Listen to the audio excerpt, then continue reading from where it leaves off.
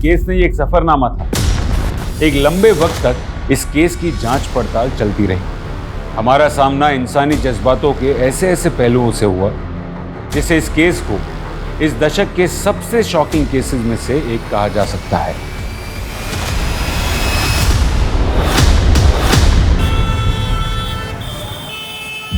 लोगों की भीड़ में भी कई बार हम अकेले होते हैं। हम सबकी जिंदगी अलग हो सकती है, लेकिन हम सबके सुख दुख के किस्से तो शायद एक जैसे ही होते हैं। कोई अपने अतीत से लड़ रहा होता है तो कोई अपने वर्तमान से।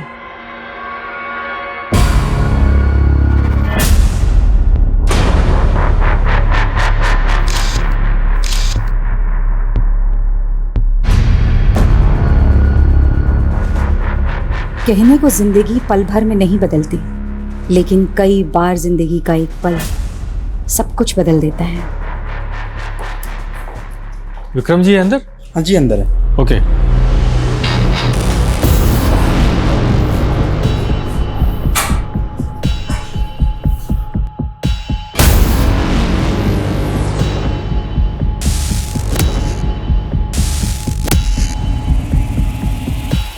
ये फाइल्स देखना ना सर।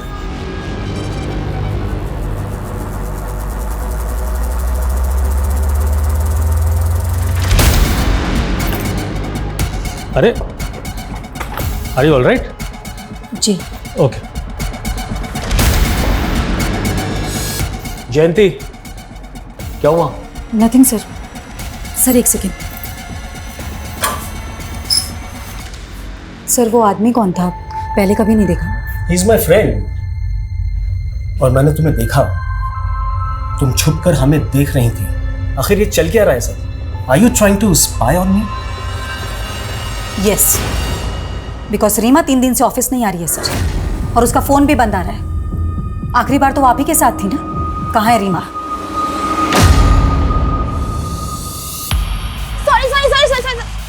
अरे क्या अर्पिता, इतना लेट? चल जल्दी कर, मूवी जाने के लिए लेट हो रहे हैं, जल्दी कर। मूवी? हाँ, मूवी जाएंगे तो बहुत लेट हो जाएगा। मामा को क्या बहाना दूंगी? आज ट्यूसडे है ना, मंदिर का बोल दे। हाँ अर्पिता, मैं बस 15-20 मिनट में घर पहुंच रही हूँ बेटा, ठीक है? माँ, मैं कोचिंग से घर नहीं आ रही हूँ। वो हाईवे वाला मंदिर है ना, वहाँ जा रही हूँ अपने फ्रेंड्स के साथ। अरे इतनी दूर जाने की क्या जरूरत थी? माँ, एग्जाम के लिए मन्नत मांगी थी। मुझे बता देती ना बेटा, मैं साथ चल देती। माँ, मन्नत बताने से पूरी थोड़ी होती है। ठीक है, संभाल के आना। भैया हाईवे वाले मंदिर पे चलो।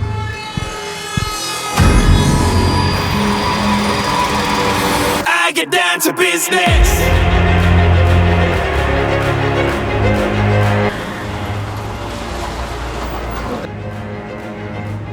Number you have called is currently not reachable. Please try again later. Thank you.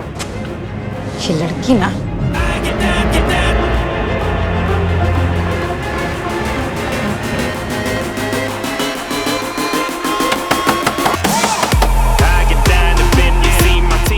क्या रोज रोज का तमाशा लगा रखा है तुम लोगों ने? जब देखो तब लाउड म्यूजिक। आंटी आपको प्रॉब्लम क्या है? मेरे घर में कुछ भी करो, आपको क्या? जंगल में नहीं रह रहे हो, हाँ? कॉलोनी में रहते हो, और सिर्फ मैं नहीं, पूरी कॉलोनी डिस्टर्ब हो रही है तुम लोगों के इस लाउड म्यूजिक से। ये क्या है? लड़कियां बुला रखी हैं यहाँ पर। तुम लोग खड़े हो जाओ। क्या है? हाँ, पता है माँ बाप को यहाँ पे तुम लोग क्या कर रहे हो इन लड़कों के साथ में? अरे इतना सा सोचा तुम लोगों ने? इन लड़कों ने अगर तुम लोगों का रेप कर दिया तो तुम्हारे माँ बाप की इज्जत का क्या होगा? आंटी बहुत हो गया, हद में रहिए आप। अच्छा, मुझे ना मेरी हद मत बताओ अच्छी तरह। ड्रग्स? ये क्या है? तुम लोगों को पता है ना अच्छी तरीके से कि ड्रग्स लेना हमारे देश में गैर कानूनी है। बुलाऊं पुलिस को? करवाओ अंदर, दिखाओ अपनी हाथ।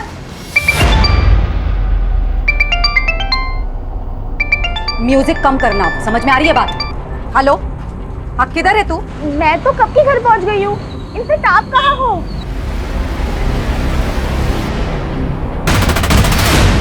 तो तू अब मुझसे खुलेआम झूठ बोलने लगी है। गई थी मैं तेरे कोचिंग सेंटर, वहां से पता चला कि तेरा एक लड़के के साथ चक्कर चल रहा है। ओह, तो अब आप मेरी जासूसी करने लगी? ज्यादा बकवास मत कर अर्पिता। एक तो झूठ बोलती है, ऊपर से मुझ पर इल्जाम लगा रही है। हाँ बोला झूठ, क्योंकि आप मुझे मेरी लाइफ जीने ही नहीं देती हो। हर बार पढ़ो पढ़ो पढ़ो, लेकिन अब इस उम्र में मैं अपने फ्रेंड्स के साथ घूमने नहीं जाऊंगी तो कब जाओगी? हाँ? अर्पिता, लेकिन तू एक लड़के के साथ अकेली बाहर गई थी कि नहीं? बोल। हाँ, गई थी। तो इसमें बुराई क्या है? बॉयफ्रेंड है वो मेरा, और ज्यादा रोक टोक की ना तो एक दिन उसके साथ भाग के चली जाऊंगी। दुनिया ठीक से देखी नहीं तूने। अर्पिता, मैं जानती हूँ कि हालातों में बड़ा किया तुझे, और आज तू शर्म नहीं आती तुझे? नहीं आती शर्म, क्योंकि बचपन से लेकर आज तक मैं बस आपकी पाबंदियां ही सहती आई हूँ, लेकिन अब और नहीं, ठीक है? अर्पिता, अर्पिता!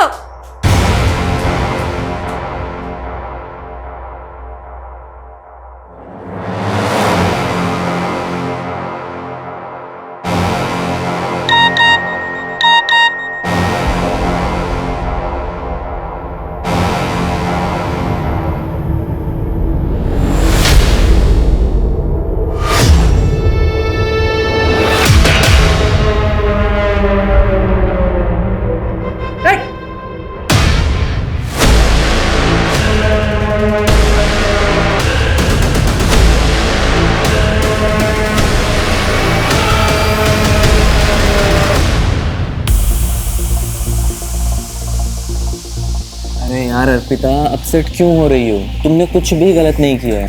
यार, अगर आज मेरे पापा जिंदा होते ना तो मेरे साथ ऐसा बिल्कुल नहीं होता। Let's have a drink, okay? मैं नहीं करती ड्रिंक। अरे लेकिन अभी तुम्हें इसकी जरूरत है ना, तो पियो और सब कुछ भूल जाओ, ओके? अरे पियो यार, पियो। हाँ, शुरू में कड़वा लगेगा, अभी ठीक हो जाएगा। पूरा पियो।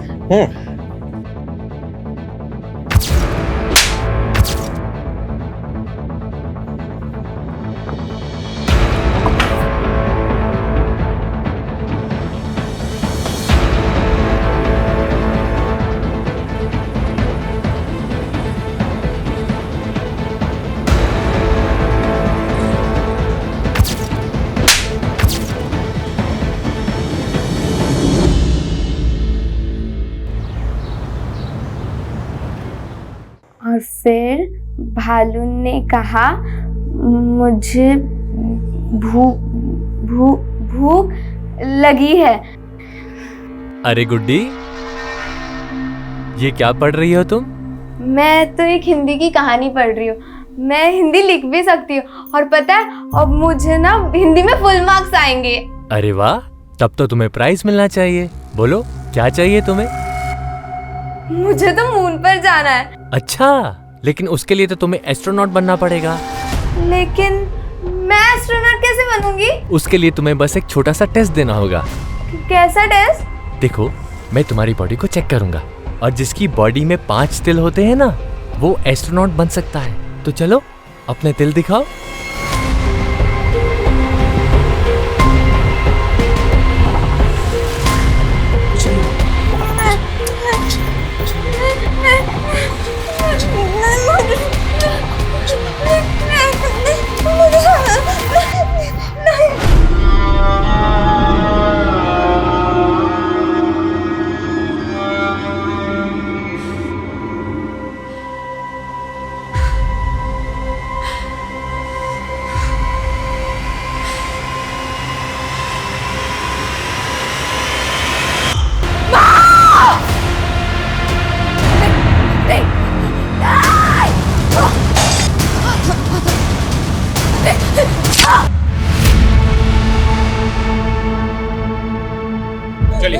चलिए हटिए साइड पर हटो, चलो साइड।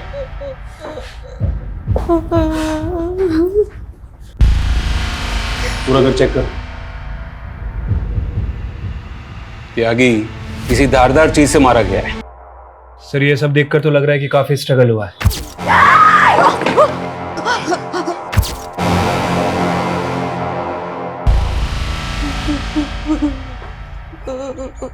और कौन कौन है आपकी फैमिली में?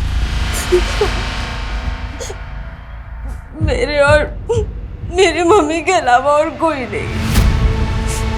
10 साल पहले मेरे पापा की डेथ हो गई। जब ये सब कुछ हुआ तब तुम कहाँ थी? मैं कल रात से घर पर नहीं थी। तो कहाँ थी आप रात भर? मैं पब गई थी। कौन सा पब? क्रिस्तो पब। लेकिन शहर के सारे पब तो 1:30 बजे बंद हो जाते हैं। उसके बाद आप सुबह तक कहाँ थी? मैं अपने फ्रेंड के घर गई थी। आपको क्या लगता है आपकी माँ को किसने मारा होगा? पता नहीं सर, मुझे कुछ पता नहीं। पर हाँ, कल रात को मेरी मम्मा का पड़ोस के लड़कों के साथ झगड़ा हुआ था, क्योंकि वो पार्टी कर रहे थे इसलिए। अभी तो आपने कहा कि आप रात भर घर नहीं थी, फिर आपने ये सब कैसे देखा? क्योंकि मैं 10 बजे तक यही थी। आप कह रहे कि आपकी माँ को लड़कों से परेशानी थी और फिर भी वो आपको रात को पब में जाने देती जहाँ पर लड़के भी आते हैं। एक्चुअली वो पूरा ग्रुप था ना, इसलिए। त्यागी, ये लड़की झूठ बोल रही है या कुछ तो छुपा रही है। क्रॉस चेक करो ये रात भर कहाँ थी।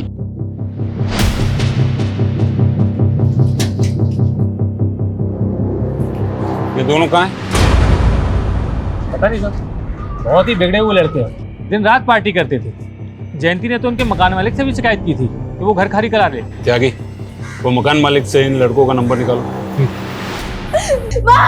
सर, घर में कहीं भी जयंती का फोन नहीं मिला, लेकिन ये लैपटॉप बैग मिला है। अर्पिता, तुम्हारी माँ का फोन कहाँ है? मुझे इस बारे में कुछ नहीं पता। कविता, तो क्या खूनी ने जानबूझकर जयंती का फोन गायब किया? इसका मतलब है फोन में जरूर कुछ ना कुछ है जो हमें खूनी तक ले जा सकता है।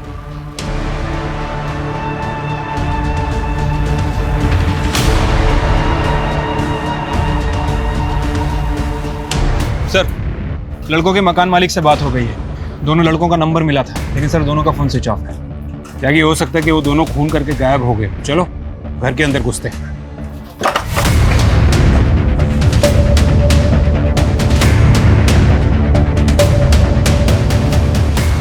घर चेक करो। सर,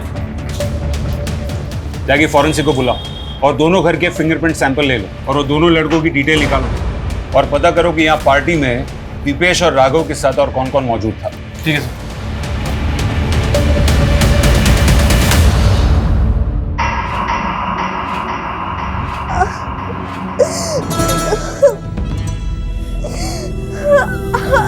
तुम्हारी बॉडी पर 5 तिल हैं। तुम पक्का एस्ट्रोनॉट बनोगी। हम रॉकेट में बैठेंगे। रॉकेट देखना है तुम्हें? गुड्डी, सो रही है बेटा? क्या हुआ? मुझे माँ की याद आ रही है, मुझे उनके पास जाना है। लेकिन गुड्डी, माँ तेरा ध्यान नहीं रख सकती, इसलिए मैं हूं ना, तेरी बड़ी बहन, तेरी माँ। क्या हुआ गुड्डी? पेट क्यों पकड़ रखा है? मेरा पेट दर्द हो रहा है। स्कूल में इसने जरूर कुछ उल्टा सीधा खाया होगा, पक्की बात है। आपको कैसे पता? आप तो ऑफिस से अभी आ रहे हैं ना? अरे पागल हो क्या तुम? इसमें पता करने वाली क्या बात है? एक नंबर की चटोरी है ये। स्कूल के बाहर ना इसने जरूर कुछ खाया होगा, पूछो इससे। गुड्डी खाया है कि नहीं?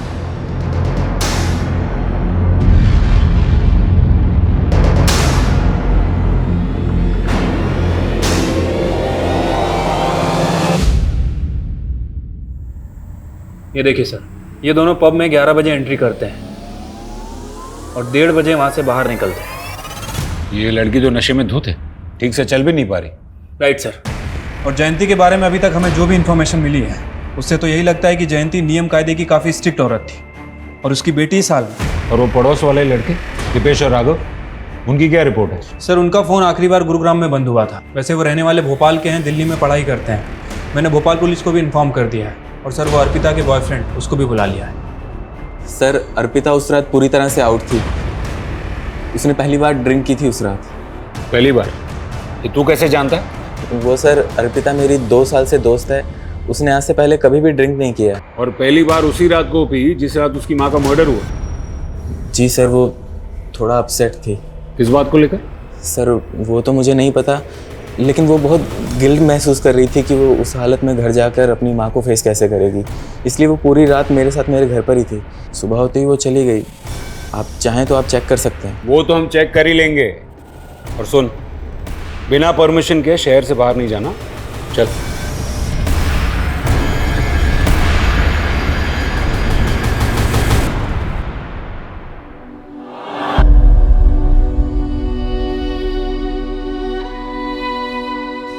पता है, खुश रहना, मस्त रहना सबसे बेस्ट होता है, क्योंकि ना कभी किसी बात पे रोना भी आए ना तो हंसकर टाल दो, सारा स्ट्रेस गायब हो जाता है और दिमाग भी शांत हो जाता है। समझी?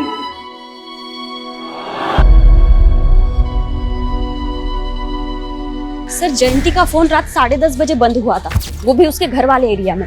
और उसका फोन भी गायब है, जो हम मान रहे हैं कि किलर ने गायब किया है। अर्पिता मेन सस्पेक्ट है। मुझे लगता है कि फोन गायब करने के पीछे की वजह माँ और बेटी के बीच की चैट हिस्ट्री को छुपाना होगा, क्योंकि उससे हमें पता चल जाता कि माँ और बेटी के बीच में बनती नहीं थी। और हाँ, वो दो लड़के दीपेश और राघव, उनके बारे में भी पता करना होगा कि वो क्यों गायब। सर इन दोनों लड़कों के CDR में ऐसी 2 लड़कियों के नंबर मिले हैं जो साथ पार्टी में थे, अदिति और विनीता।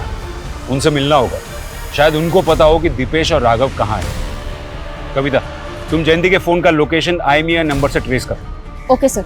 सर एक और बात, 8 बजे जयंती ने एक नंबर पे कॉल किया था जो रीमा के नाम से रजिस्टर है। रीमा? कौन रीमा? सर वो जयंती के साथ उसके ऑफिस में काम करती थी।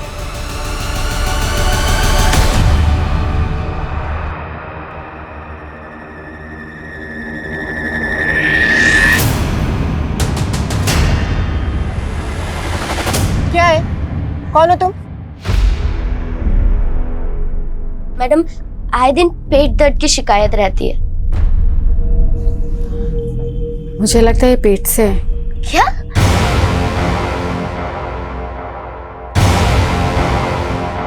Hi ma'am, I am Suraj Sharma, I am match maker ma'am. मैं लोगों की शादियां करवाता हूँ। तो मैं क्या करूं? नहीं मैम, आपने मंगलसूत्र भी नहीं पहना है और मांग में सिंदूर भी नहीं है, तो ऑफकोर्स आप शादीशुदा तो नहीं होंगी ना। इससे तुम्हें क्या लेना देना? लेना देना है मैम। अगर आपने शादी नहीं की तो बच्चा कैसे पैदा कर लिया? ये क्या बकवास कर रहे हो तुम? चलो जाओ यहाँ से। मैम मेरी बात तो सुनिए। मैम मैम मैं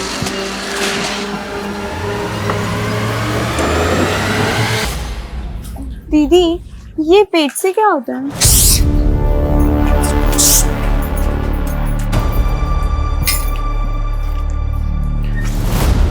कहाँ गए थे तुम लोग? गुड्डी। क्या हो गया इसको? डॉक्टर के पास गए। गुड्डी 4 महीने प्रेग्नेंट है। क्या? इतने नादान क्या बन रहे हो? तुम्हें नहीं मालूम इस घर में तुम ही एक बहुत ही आदमी हो। सच सच बताओ, तुमने रेप किया ना मेरी बहन को? सोच भी कैसे सकती तुम, मैं उस छोटी सी बच्ची के साथ ये सब करूंगा?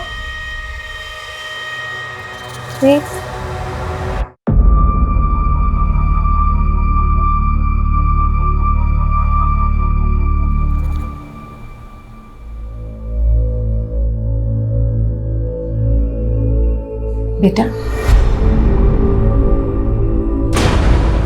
10 सालों में मैंने हमेशा यही चाहा कि मैं तुझे तेरे पापा की कमी कभी ना महसूस होने दूं, और आज भी यही कोशिश करती आ रही हूं कि तुझे दुनिया की सारी खुशियां दूं।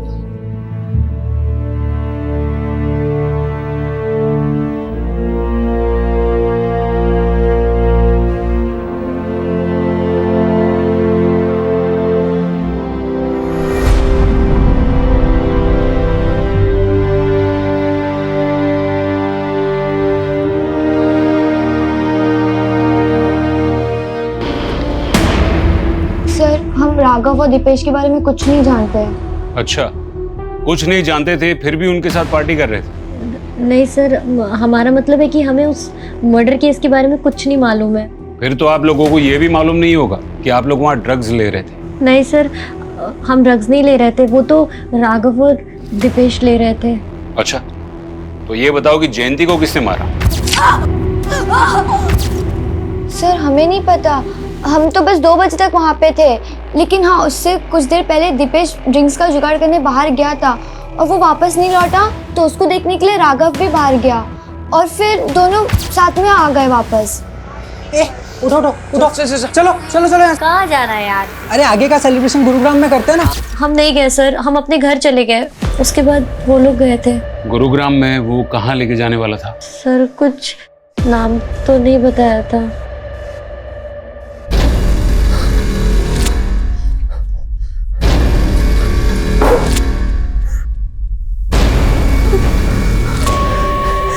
क्या चाहते हो तुम? क्यों लेकर आए हो मुझे यहाँ पर तुम? हाँ,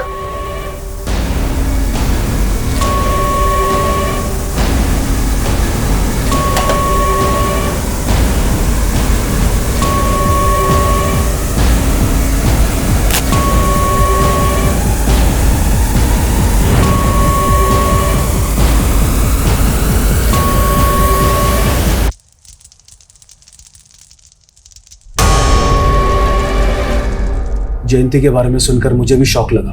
बहुत ही नेक औरत थी। जयंती का ऑफिस में किसी से कोई इशू चल रहा था? I don't know. रीमा और आप? जी। जयंती ने हत्या के पहले करीब 8 बजे आपको कॉल किया था, क्या बात हुई थी? मैम एक्चुअली मेरी तबीयत खराब थी और उस दिन मैं ऑफिस भी नहीं आई थी, बस इसलिए मेरी हेल्थ के बारे में पूछ रही थी। जरूरत पड़ी तो दोबारा बात करेंगे। रीमा, मुझे पूरा अंदाजा है कि ऑफिस में तुम्हारे साथ क्या हो रहा है। सच सच बताओ, तुम्हारा बॉस तुम्हें मॉलेस्ट कर रहा है ना? जयंती प्लीज मुझे मेरे हाल पर छोड़ दो और तुम भी इस सब में मत पड़ो। अरे लेकिन क्यों ना पढ़ूं? आज तुम्हारे साथ ऐसा हो रहा है, कल किसी और ऑफिस कलीग के साथ ऐसा होगा।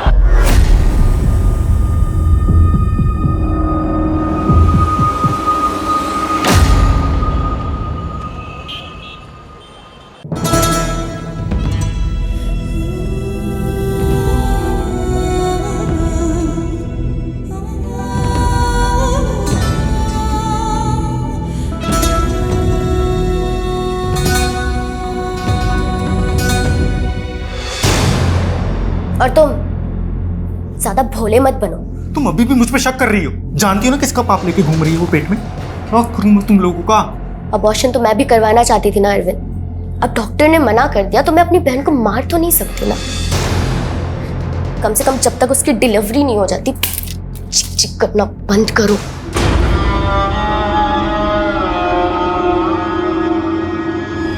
सर, जयंती की पोस्टमार्टम रिपोर्ट के हिसाब से उसकी मौत रात में 1 बजे से 3 बजे के बीच में हुई और जयंती का फोन रात को 10:30 बजे बंद हुआ था। इसका मतलब है मर्डर के काफी पहले उसका फोन बंद हुआ था या फिर गायब हुआ था। दीपेश और राघव के दोस्तों के स्टेटमेंट के हिसाब से दीपेश और राघव रात को 2 बजे बाहर से अंदर आए थे और सबको जाने के लिए कहा था। क्या वो दोनों ही खून करके आए थे?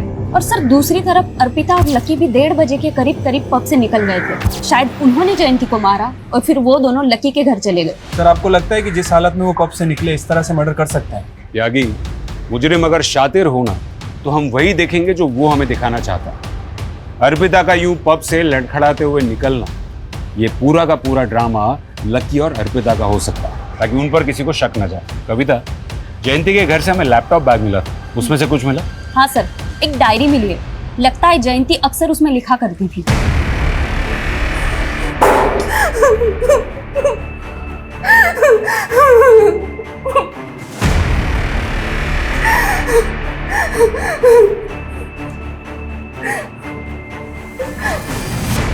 थोड़ा बादाम खाया करो।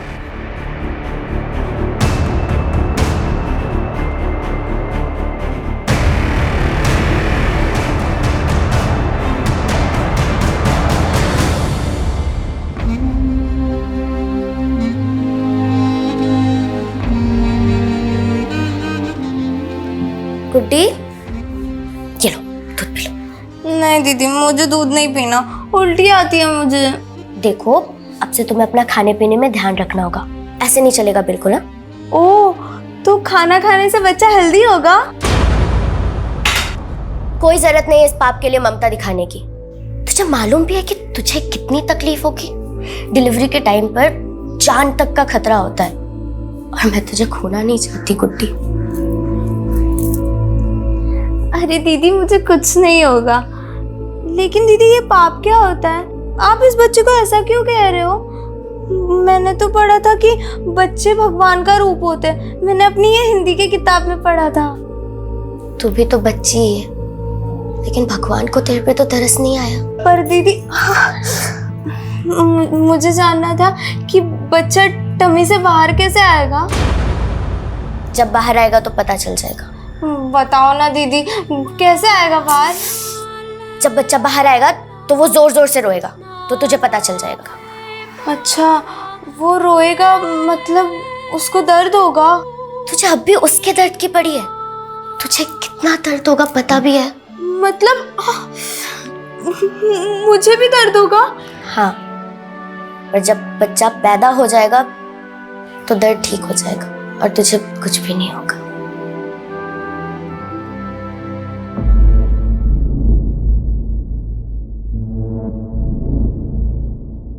जब भी 25 जून आती है तो लगता है जैसे मेरे ऊपर एक बहुत बड़ा बोझ है जिसके तले दबी जा रही हूं।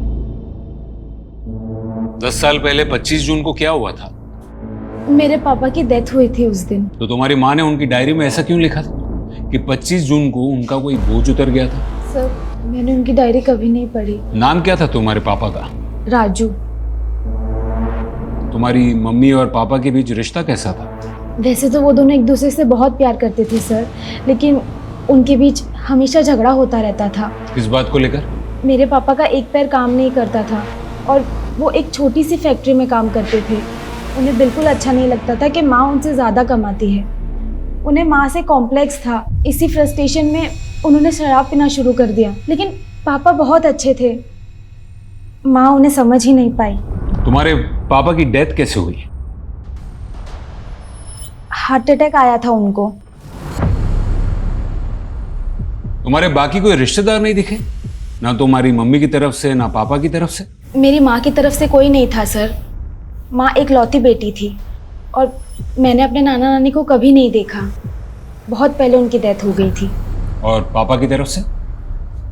मेरी दादी थी, पर जब मैं 7 साल की थी तभी उनकी डेथ हो गई और पापा का भी कोई भाई बहन नहीं था।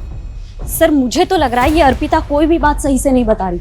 शायद वो चाहती ही नहीं कि उसके रिश्तेदार सामने आए और वो उन दोनों माँ बेटी के खराब रिश्तों के बारे में बता के उस पर शक जताए। कविता, अगर उसके माँ बाप के कोई रिश्तेदार हैं भी तो उनका तो पता लग ही जाएगा। जयंती के सीडीआर रिपोर्ट में मौजूद हर एक नंबर की डिटेल निकालो। जयंती के सोशल मीडिया अकाउंट्स भी चेक करो। मैं ये जानना चाहता हूँ कि जयंती ने अपनी डायरी में ऐसा क्यों लिखा था कि 10 साल पहले उसके पति के मौत वाले दिन उसके सर का बोझ उतर गया था। क्या जयंती के पति की मौत के पीछे कोई राज छुपा था? राजू छोड़ो मुझे, छोड़ो मुझे राजू, राजू। अर्पिता, अर्पिता, तेरे पापा को अटैक आया। मैं डॉक्टर को लेके आती हूँ, हाँ? तू ध्यान रखना।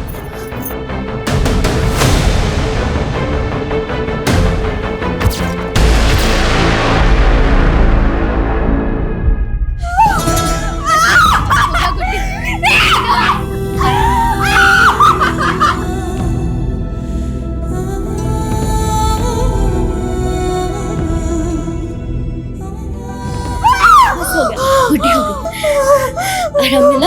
हाँ बेटा, गुड्डी ठीक है?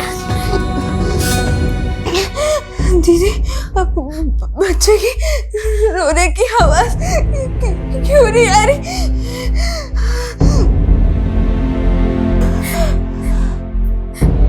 गुड्डी, गुड्डी। सर, राघव के एक दोस्त से पता चला है कि राघव और दीपेश गुरुग्राम के एक घर में है।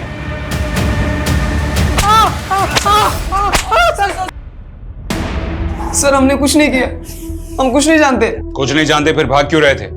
हम लोग ड्रग्स लेते थे और जयंती आंटी से झगड़ा भी होता सर। उस रात पार्टी में रात को 2 बजे अचानक अपने बाकी दोस्तों को भगा दिया क्योंकि तुम दोनों मर्डर करना चाहते थे। नहीं सर, हमारा तो पहले से ही प्लान था 2 बजे निकलने का। लेकिन हाँ, 2-2:30 बजे जयंती आंटी की बेटी अर्पिता को हमने वहां पे देखा था सर। खुद को बचाने के लिए उनकी बेटी को फंसा रहे हो? हम लोग सच बोल रहे हैं सर। एक मिनट सुनिए, आपने अर्पिता को देखा? वो तो कल से नहीं दिखी। सर, अर्पिता के घर पे तो ताला लगा हुआ है। इसका मतलब है कि वो इन्वॉल्व है मर्डर में, इसलिए भाग गए। लकी कहाँ है? सर लकी घर पे था, वर्मा उसे लेकर आ रहा है। झूठ बोलता। तूने कहा था कि तू उस रात अर्पिता को अपने घर पर लेकर गया था, लेकिन उसके पड़ोस में रहने वाले लड़कों ने अर्पिता को उसके घर पे जाते हुए देखा था। सर वो लड़के झूठ बोल रहे हैं सर। सर मुझे लगता है कि उन लड़कों ने ही अर्पिता को कहीं गायब किया है ताकि वो आपसे ये झूठ बोल सके। सर आप मेरी बात पे यकीन कीजिए सर। त्यागी, ना तो हम ये दीपेश और राघव का भरोसा कर सकते हैं और ना ही लकी का। राइट सर, अर्पिता ही हमारी प्राइम सस्पेक्ट है, लेकिन अभी तक वो गायब है सर। ये अर्पिता का फोटो सर्कुलेट करो। ठीक है सर। सर वो जयंती का पीएम होने के बाद हमने सोचा था कि उसकी बॉडी किसी रिश्तेदार को हैंडओवर कर देंगे, लेकिन सर उसकी बेटी प्राइम सस्पेक्ट निकली और कोई दूसरे रिश्तेदार का कुछ पता नहीं चल रहा है। तो क्या करें, मॉर्ग वालों को कहें अंतिम संस्कार करने के लिए। और कर भी क्या सकते, लेकिन त्यागी हमें जयंती के कातिल को जल्द से जल्द ढूंढना होगा, फिर चाहे वो उसकी बेटी हो या फिर कोई और। मैं बेटी हूँ, बीवी हूँ, बहू हूँ, माँ हूँ, लेकिन सबसे पहले मैं क्या थी और सबसे आखिर में मैं कौन हूँ मैं सिर्फ औरत हूं। औरत होना मेरा स्वाभिमान है, और जब जब मेरे स्वाभिमान को ठेस लगी है मैंने खुद को संभाला है, क्योंकि मैं सहनशील भी हूं। सर, जयंती का सोशल मीडिया अकाउंट चेक कर रहा था। ये देखिए, एक अकाउंट मिला है। अरविंद सिंह। सर, जयंती इस अकाउंट को काफ़ी फॉलो करती थी। इनफैक्ट इसके बहुत सारे पोस्ट को लाइक भी किया है। ये देखिए, मुझे लगता है कि इसका और जयंती का कोई कनेक्शन है। आगरा का ही रहने वाला है। बेचारी गुड्डी। गुड्डी? जी, हम जयंती को प्यार से गुड्डी ही बुलाते थे। क्या आप बता सकते हैं कि जयंती की बेटी अर्पिता कहाँ हो सकती है? ये आप क्या कह रहे हैं? जयंती की बेटी भी है? मतलब आप नहीं जानते? देखिए, दरअसल मैंने और सुजाता ने गुड्डी की शादी के बाद से उससे दूरी बना ली थी। कौन सुजाता? जी, गुड्डी की बड़ी बहन, मेरी स्वर्गवासी पत्नी, उनका नाम सुजाता था। अरविंद जी, ऐसी क्या वजह थी जो आप लोगों ने जयंती से रिश्ता तोड़ दिया? उसका दुर्भाग्य, उसका अतीत। 12 साल की मासूम थी जब उसके साथ बलात्कार हुआ। 12 साल की उम्र में बलात्कार? कौन था वो? मुरादाबाद के बहुत रसूखदार लोगों के 2 बदमाश बेटे थे। मैं तुम्हारी बॉडी को चेक करूंगा, और जिसके बॉडी में 5 तिल होते हैं ना, वो एस्ट्रोनॉट बन सकता है। गुड्डी हमें बता भी नहीं पाई और ये सिलसिला महीनों तक चलता रहा। जब तक हमें पता चलता तब तक बहुत देर हो चुकी थी। गुड्डी 4 महीने से पेट से हो चुकी थी। अबॉर्शन नहीं करा सकती थी वो। आप दोनों ने उन 2 लड़कों के खिलाफ कोई पुलिस कार्रवाई भी नहीं की? उन दोनों के अब्बू बहुत ताकतवर लोग थे साहब। मैं और सुजाता अगले दिन उसके अब्बू के पास गए उसकी शिकायत लेकिन अगले ही दिन वो दोनों गुंडे हमारे घर में घुस पड़े।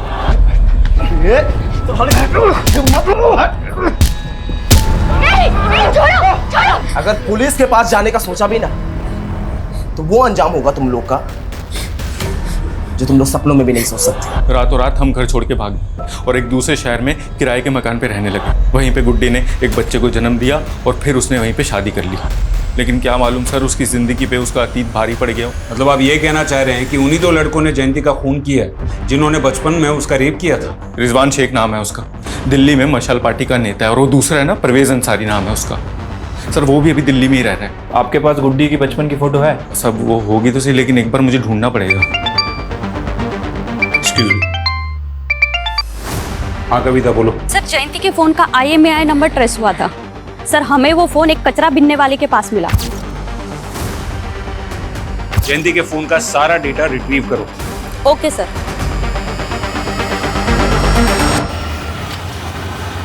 सर, ये रिजवान शेख पॉलिटिकल लीडर है और Parvez Ansari income tax department में deputy director. Are you alright? Sir, मान लेते हैं कि इन दोनों में से किसी ने कुछ किया है, तो फिर ये अर्पिता क्यों गायब है?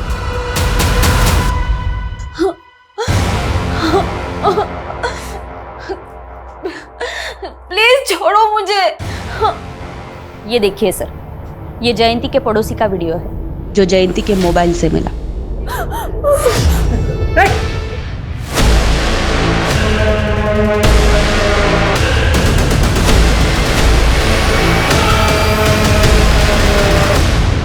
सर, ये बात सच है कि मैं अपनी बीवी को कभी कभी मारता था, पर मैंने जयंती का खून नहीं किया सर।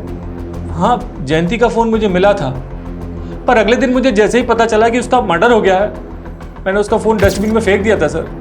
ये टेढ़ी खीर है, आसानी से नहीं उगलेगा। तोड़ो इसको।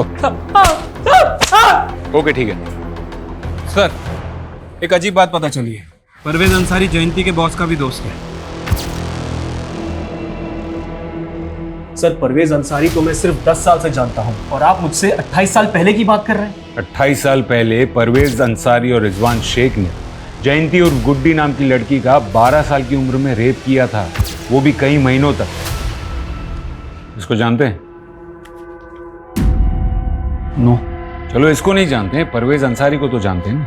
इसका मतलब आप रिजवान शेख को भी जानते होंगे। सर, बड़े नेता है, मैं क्या सभी जानते हैं। हाँ, परवेज ने एक बार बताया था कि वो उनके बचपन का दोस्त है। और आप उन दोनों के दोस्त। इसका ये मतलब है कि सर, क्या कुछ का कुछ बोलते चले जा रहे हैं। कोई सबूत है आपके पास? जल्दी दिखा देंगे। कौन है ये? आपके मुरादाबाद की है गुड्डी उर्फ जयंती। इसके जीजा जी का कहना है कि 28 साल पहले आपने इसका रेप किया था। इंस्पेक्टर, क्या तू जानता नहीं एक ईमानदार नेता के छवि पे दाग लगाने का हर्ष क्या होता है? 2 मिनट नहीं लगेंगे, सस्पेंड हो जाओगे। सर, हम तो ईमानदारी से अपना काम कर रहे हैं और वो कहते हैं ना कि भले ही देर लग जाए लेकिन सच की जीत जरूर होती है। जय हिंद। सर, माना कि ये दोनों बहुत शातिर हैं, लेकिन कहीं ऐसा तो नहीं कि जयंती के मर्डर को हम 28 साल पुराने वाले केस से जोड़ के गलती कर रहे हैं? मैं जानता हूं जयंती के मर्डर में उसकी बेटी समेत और भी सस्पेक्ट्स हैं, लेकिन जो गुड्डी के साथ 12 साल की उम्र में हुआ, तो एक पुलिस ऑफिसर के नाते ये मेरा फर्ज बनता है कि मैं उस केस को भी सही अंजाम दूं। त्यागी, जयंती ने आखिरी बार रीमा को कॉल किया था, जो उसके साथ उसकी ऑफिस में काम करती थी। ये रीमा से जयंती के बॉस के बारे में दोबारा बात करो, शायद कोई क्लू मिल जाए। ठीक है सर। सर, एक अजीब चीज पता चली। पिछले 2 महीनों में 3 जयंती नाम की औरतें दिल्ली से अबडक्ट हुई। क्या कह रही हो? हाँ सर, ये देखिए, जयंती सिन्हा, जयंती मलिक और जयंती कपूर। सर, ये तीनों अबडक्शन एक हफ्ते के फासले पर हुए हैं। और सर, हमारे यहाँ जयंती चौहान का मर्डर हुआ है। ये तीनों औरतों के साथ क्या हुआ? सर, तीनों किडनैपर के चंगुल से निकल आए, तीनों जिंदा हैं। सर, इन्होंने किडनैपर का एक स्केच भी बनवाया है, ये देखिए।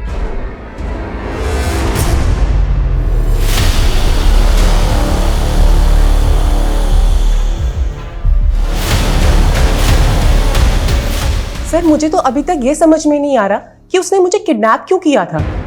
उसने मेरी फैमिली को फिरौती के लिए कोई कॉल भी नहीं किया और इसके बाद अचानक से उसने मुझे छोड़ दिया। तो उस दौरान उन लोगों ने आपके साथ किया क्या? यही है क्या? नहीं, मुझे नहीं लगता। ये क्या कर रहे हो तुम? ये आपने चूड़ी पहचाना? एक बार आप याद करके देखो। क्या चूड़ियां दिखा रहा था? जी सर, छोटी बच्चियों की लाल चूड़ियां दिखा रहा था और बार बार बस यही पूछ रहा था कि क्या मैं उन लाल चूड़ियों को पहचानती हूँ।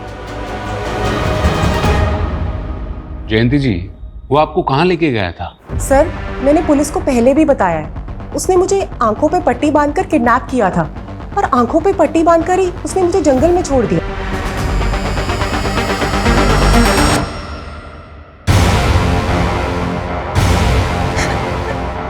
प्लीज मुझे छोड़ दो।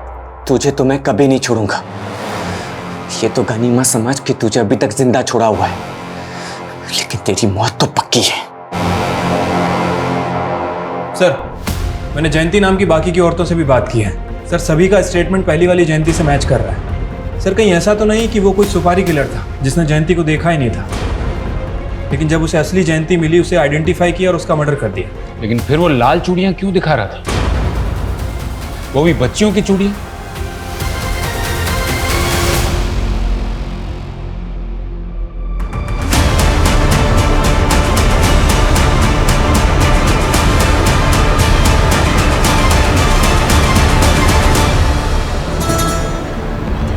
हाँ सर, बचपन में गुड्डी हमेशा लाल चूड़ियाँ पहना करती थी। उसे लाल चूड़ियाँ बहुत पसंद थी, लेकिन जब दानिश भाई के घर से हम निकले थे तो उसकी चूड़ियाँ वहीं छूट गई थी। कौन दानिश? सर, दरअसल बच्चा पैदा होने के बाद मैं, सुजाता और गुड्डी हम तीनों फरीदाबाद में शिफ्ट हो गए थे। दानिश भाई के घर पे किराए पे रहने लगे थे। मेरे गोलू, अरविंद जी, अरे अस्सलाम वालेकुम। नमस्ते, आइए ना। अरे वो किराया। हाँ, सुजाता। अरे कितना प्यारा बच्चा है, माशाल्लाह माशाल्लाह। कितनी उम्र है बच्चे की? अभी 1 साल का हुआ है, मेरा बेटा है। अरे वाह वाह वाह वाह। ये रेंट। शुक्रिया। चलिए, दोबारा आइएगा जरूर। हाँ हाँ। जीजू, आपने ऐसा क्यों कहा कि ये आपका बेटा है? ये तो मेरा बेटा है ना। गुड्डी, तुझे कितने बार समझाया ना कि तू बिना शादी किए माँ बनी है, और वो भी इतनी सी उम्र में। भूल से भी किसी को ये मत कहना कि ये तेरा बेटा है, समझी?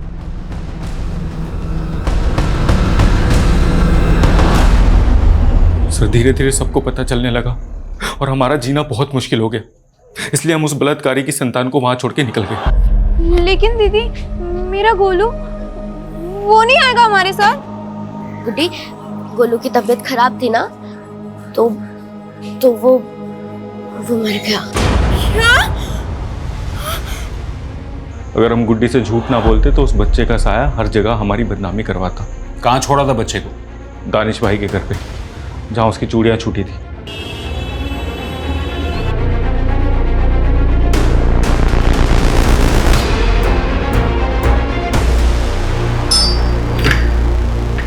दानिश जी आप? दिल्ली पुलिस। दिल्ली? आप कैसे आप कहाँ? गलती हो गई सर, करते अर्पिता? सर वो तो उस बच्चे को यहाँ छोड़ के चले गए थे, लेकिन मैंने करीम को अपने बेटे की तरह पाला है।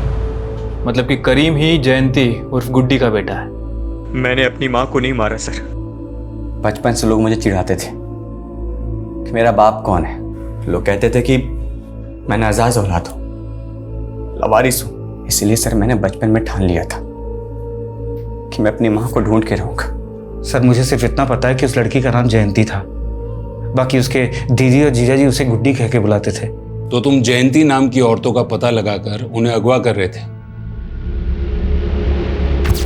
उस दिन उनका किडनैप नहीं कर पाया था मैं, इसलिए सर मैं सीधा उनके घर पे चला गया।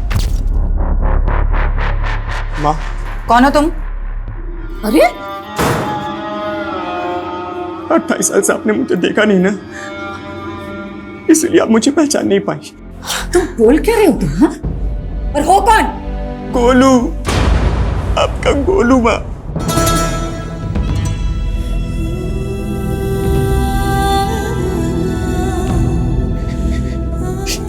ये आपकी चूड़ी दानिश अबू ने दी है।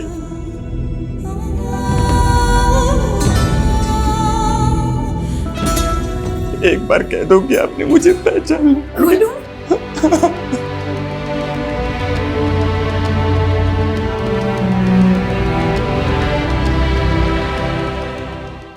तो मारा क्यों? सर मैं क्यों मारूंगा, बल्कि उन्होंने तो मुझे अपना लिया था। हाँ बस मेरे असली बाप के बारे में उन्होंने कुछ भी नहीं बताया, लेकिन मुझे मेरी माँ मिल गई थी। ये खुशखबरी सुनाने के लिए मैं अपने अब्बू के पास जा ही रहा था कि अर्पिता।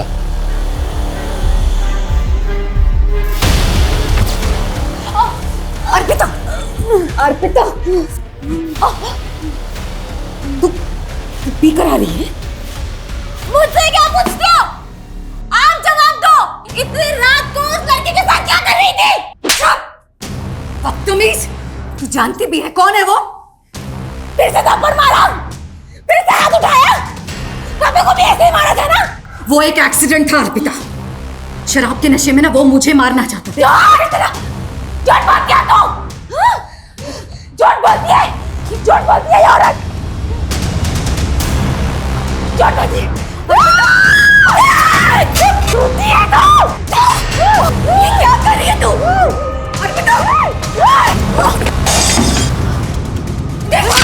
लकी जानता था ना कि मर्डर तुमने किया है?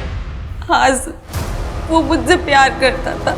मुझसे बहुत बड़ी भूल हो गई सर। मुझे नहीं पता था कि मेरी माँ बचपन से इतना सब सहती आ रही है।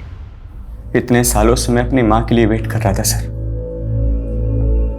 और मिला भी तो सिर्फ एक दिन। हाँ मुझे अर्पिता पे शक था कि उसी ने कुछ किया, इसलिए मैंने उसका अपहरण किया था सर। लेकिन चाहकर भी मैं उसे मार नहीं पाया सर। आप ही बताओ कैसे मारता? आखिर थी तो मेरी बहन ना। कैसे एक गुनाह कई जिंदगियों को दर्द और बदनसीबी से भर देता है। अगर 28 साल पहले गुड्डी को इंसाफ मिल चुका होता तो शायद आज हम उसके अंजाम को बदल सकते हैं। त्यागी, ताज्जुब की बात तो ये है कि एक माँ अपने बेटे से 28 साल बाद मिलती है और उसकी बेटी को ऐसी गलतफहमी होती है कि उसने एक ही झटके में उसकी जान ले ली। लेकिन सर गुड्डी उर्फ जयंती, उसका इंसाफ अभी तक अधूरा है।